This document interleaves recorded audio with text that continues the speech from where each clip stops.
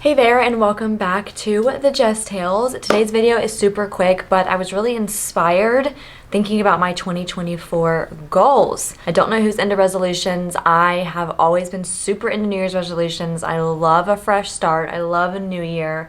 But the older I get, the more I disappoint myself sometimes because I set resolutions and I don't follow through with them. So I'm kind of taking a new approach this year, and I did this last year and I think it went really well for like my mental health. I'm just not making a huge resolution list. Something I'm really passionate about is being financially free and being financially healthy. So I wanted to make a video about my favorite ways that you can save money. This will also just help give you ideas as to maybe where you can cut cost, where you can save some money, because everyone loves to have a little bit of extra money to invest, which is one of my tips. But let's go ahead and get right into it. It's gonna be a super quick video. First tip, little to no Starbucks. This is a big one. This is a big one. We buy our coffees from Costco and I like the Chobani creamers. They taste so good. I don't even want Starbucks anymore. If you're someone who really looks forward to getting a Starbucks drink, I totally understand. I do too. What you can do is buy yourself a $20 gift card and make that gift card last like each quarter or at the minimum each month. That'll be about 3 to 4 drinks, because you know a drink is anywhere from $4 to like $8, $9 from Starbucks. My next tip is to put a limit on your social media. You can do this on your phone settings. I will have a screen recording right here of how I do this on my phone. I currently have mine set to 15 minutes of social media scrolling and then it locks me out. Social media has a lot to do with how much money you can spend. My rule of thumb, and I heard this from someone else, it's really stuck with me. If I didn't want it or need it before I got on this app, I don't need it. Being on social media, you're always comparing yourself to what other people have. People are sharing what they just bought. You're seeing hauls, all these cute clothes, but you don't need it. I understand wanting it, but those impulse purchases, they will get you and they will really catch up. So on that note, my third tip is if you see something that you really want, or if you see something that you think you want, don't buy it right away. Retailers love to make you feel like you're going to lose out. I can name a few off the top of my head where this is concerned, where they come out with something in a different color or it's such a popular product, everyone has it. When it comes back in stock, you like freak out because you have to have it. Don't feel that way. Don't let them win on making you feel like you're missing out. So what you can do is when you think you want something, put it on a note in your phone, link it so you can easily go back to it if you want to, but just write it down and give yourself 48 hours. That's 2 days to think about it, sleep on it. If you still really want it 2 days later, then consider buying it if it's in your budget. Set a budget for clothes. This is tip number 4. Something that really helps for me is I set a monthly budget for how much money I can spend on clothes and makeup. Like my non-necessities, I have a budget for.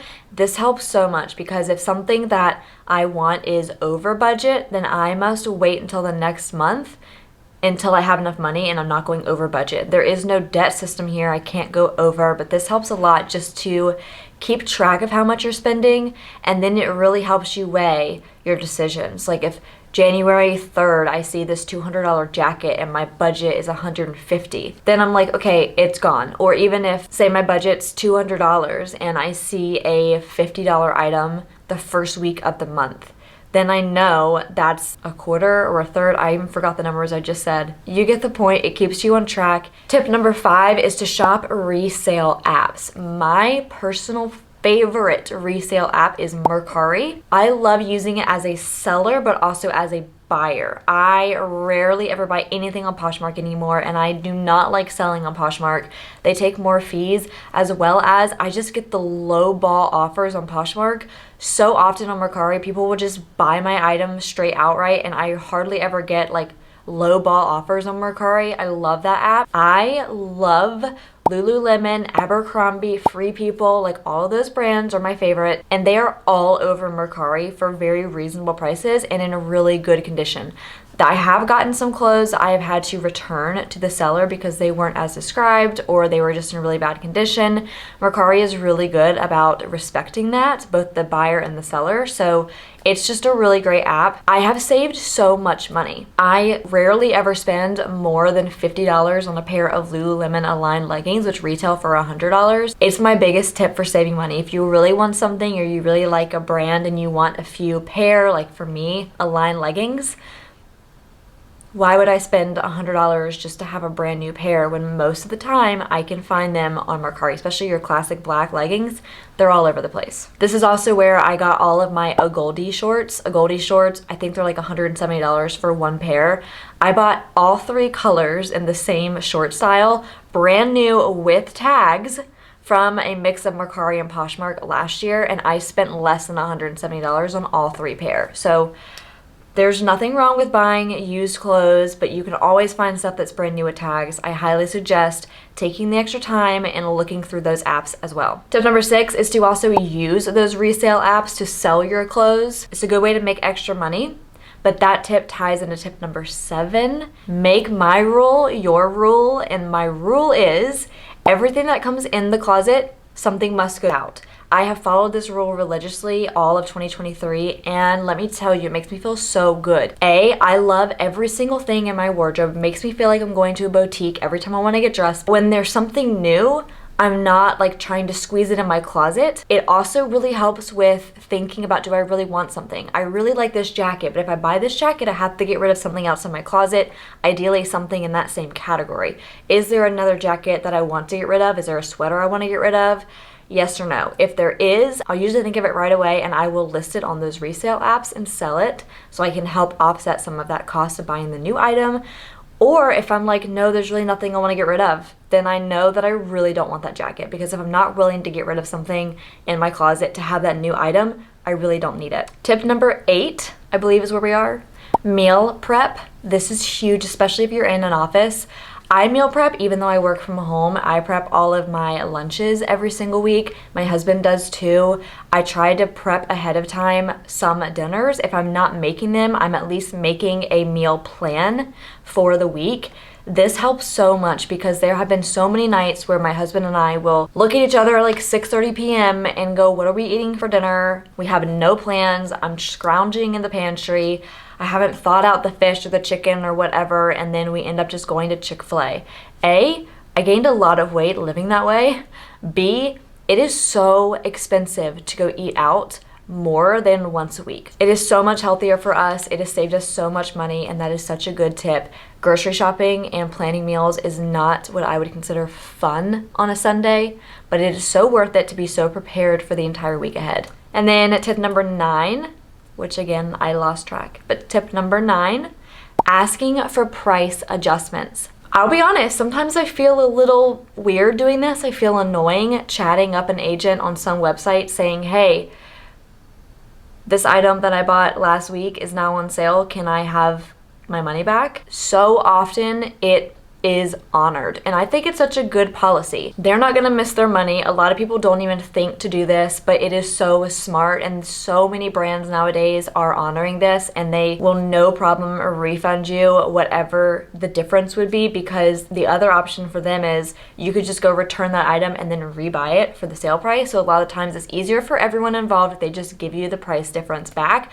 So definitely keep an eye out on things that you buy, especially more expensive items. If they go on sale, look at the website, search if they have a price match policy or a price adjustment policy. I have saved a lot of money that way, and I highly suggest it, especially around the holidays. Keep an eye out on the items that you have purchased, see if they go on sale, and see if the company will honor a price adjustment. Just a side note, usually the item that you buy has to still be in stock during the sale in your color and size. My 10th tip is possibly my most important tip, and that is to get a financial advisor. They can help so much, and you don't have to have a ton of money. We just got an advisor in the year 2023, and it has worked out so well.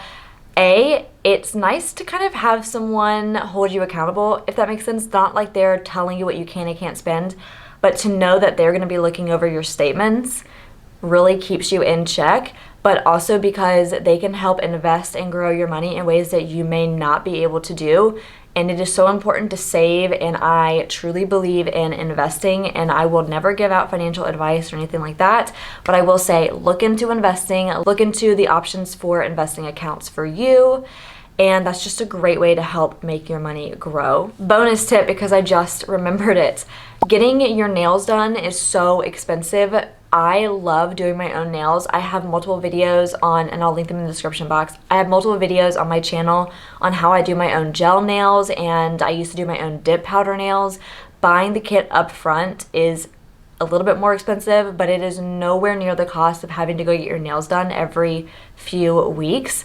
So that is a huge tip. Anything that you can do that you would go get done, like facials, getting your nails done, getting your eyebrows done, see if there's anything like that that you can do at home and save you the cost of going, tipping, getting your hair done. Like, I haven't gotten my hair colored in over a year, and I'm embracing my natural hair. Just taking steps like that to save you money, it goes such a long way when it comes to services like that. Okay, and that's it for the video. I hope that you guys enjoyed. I hope that you got some helpful tips out of this. I want us all to work on our budgets in 2024 and be financially calm. There's no better feeling than knowing that consumerism does not have a hold on you, and knowing that you have control of your finances and that you are beating debt. Whatever your financial situation may be, I think there's always room for improvement, and to remind yourself of what you actually need and what you want, and there's a time and a place for all of that. And I truly love shopping. I will always shop. I do not believe in making money just to stockpile it and never touch it, but there is a line. Sometimes I get really close to the line. I'm sure we all do, but I hope that you enjoyed it. Hope this inspires you to really look at your spending habits in the next year. And I will see you guys next week for the next video.